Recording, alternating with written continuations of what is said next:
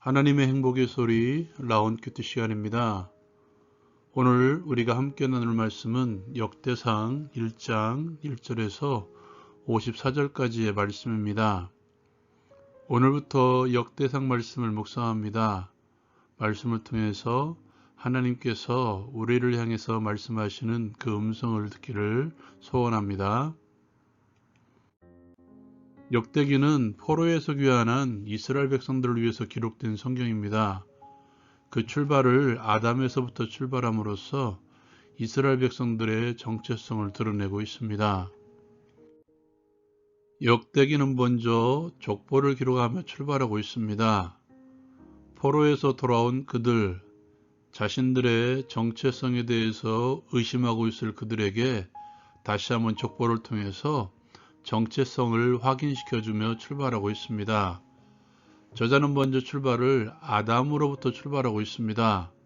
첫사람 아담을 그들의 조상으로 소개함으로써 그 원료를 하나님께 두는 것이죠. 하나님께 둠으로써 하나님께서 이루신 백성임을 포로에서 귀환한 이들에게 전하고 있는 것입니다.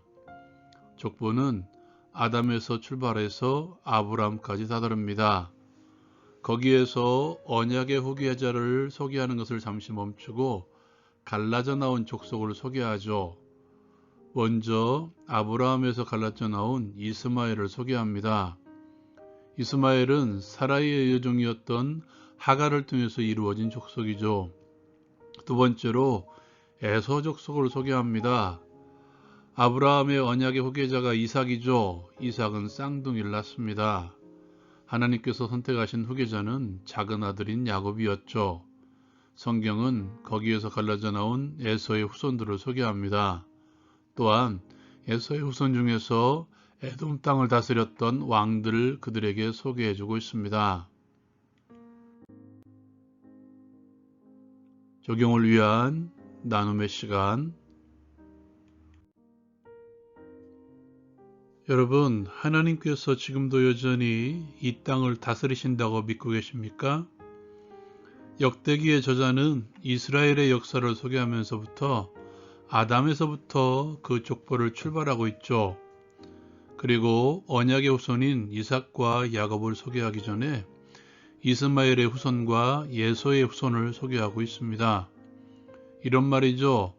이스마엘의 후손 그리고 예소의 후손도 거슬러 올라가면 결국 아담의 후손이라는 것입니다. 아담은 누구입니까? 하나님께서 만드신 최초의 사람이죠. 그렇다면 모든 민족이 하나님의 손 아래에 존재하는 것임을 족보를 통해서 지금 선포하고 있는 것입니다.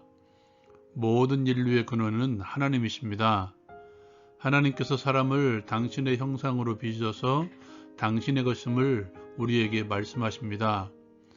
지금 포로 가운데 돌아왔지만 여전히 독립하지 못한 상태의 이스라엘 백성들이지만 역대기 기자는 이스라엘의 근원을 이렇게 소개함으로써 그들을 다스리고 있는 페르시아가 주권자가 아니라 하나님이 주권자임을, 너희들이 하나님으로 섬기고 있는 내가 주권자임을 선포하고 있는 것이죠. 지금 이 세상도 여전히 하나님께서 세상을 다스리고 계십니다. 성경은 지금도 우리를 향해서 선언하고 있죠. 하나님께서 세상을 다스린다. 하나님께서 이 땅의 주권자가 되신다. 여러분, 이것을 믿으십시오. 이것을 믿고 계십니까? 그렇다면 이것을 선포하십시오. 참된 믿음은 세상을 향해서 하나님이 세상을 다스리신다고 선포하는 것입니다. 그렇다면 내가 먼저 내 삶에서 하나님의 다스리심을 선포하십시오.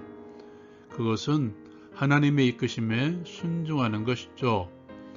내 뜻을 관철하고 내 소원을 이루기 위해서 매달리기보다는 하나님의 뜻을 묻고 하나님의 소원대로 움직이며 하나님의 뜻을 이루기 위해서 힘을 다하는 삶이 하나님을 다스림을 선포하는 삶입니다.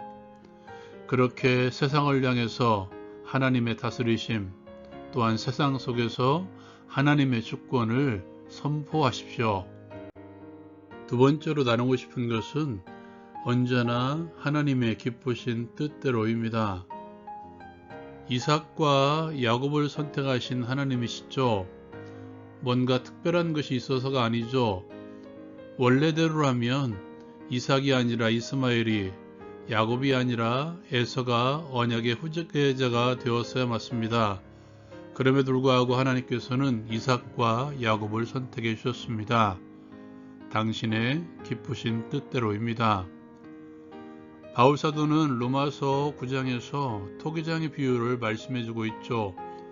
이 땅의 모든 것들은 토기장의 손에 있는 진흙과 같죠. 토기장이가 진흙으로 자기 마음대로 그릇을 만들 수 있는 권리가 있듯이 토기장이 되신 하나님께서는 당신의 뜻대로 이 땅을 빚어가십니다. 당신의 기쁘신 뜻대로 우리를 불러주셨다는 것이죠. 여러분, 역대기가 유대인을 위한 족보였다면 계속해서 언약의 후계자들의 족보만을 기록해 놓으면 됩니다. 그럼에도 불구하고 이스마엘, 에서의 후손들을 기록하신 이유가 있죠. 그들 중에도, 그리고 그들의 자손 중에도 당신의 기쁘신 뜻대로 불러주실 사람들이 있음을 간접적으로 우리에게 보여주고 있습니다.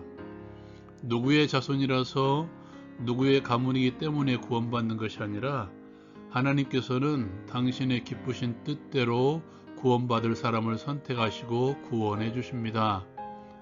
그렇다면 우리의 관심도 이렇게 열려 있어야 됩니다. 복음의 대상을 좁히지 말라는 것이죠. 복음의 대상을 나의 관심에 의해서 닫지 말라는 것입니다. 우리의 복음의 대상은 모두입니다. 하나님께서는 아브라함을 부르실 때 이렇게 말씀하셨죠. 너를 축복하는 자를 내가 축복할 것이다. 너는 복의 통로이다. 관심의 폭을 넓히십시오. 복음의 대상을 넓히십시오. 사랑의 대상을 넓히십시오. 나를 사랑하는 자만을 사랑하면 세상 사람도 하는 사랑이죠.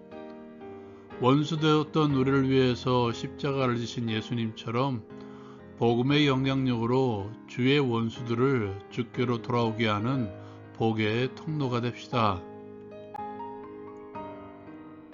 온 땅의 통치자이신 하나님의 다스리심을 우리의 삶에 이루게 하옵소서.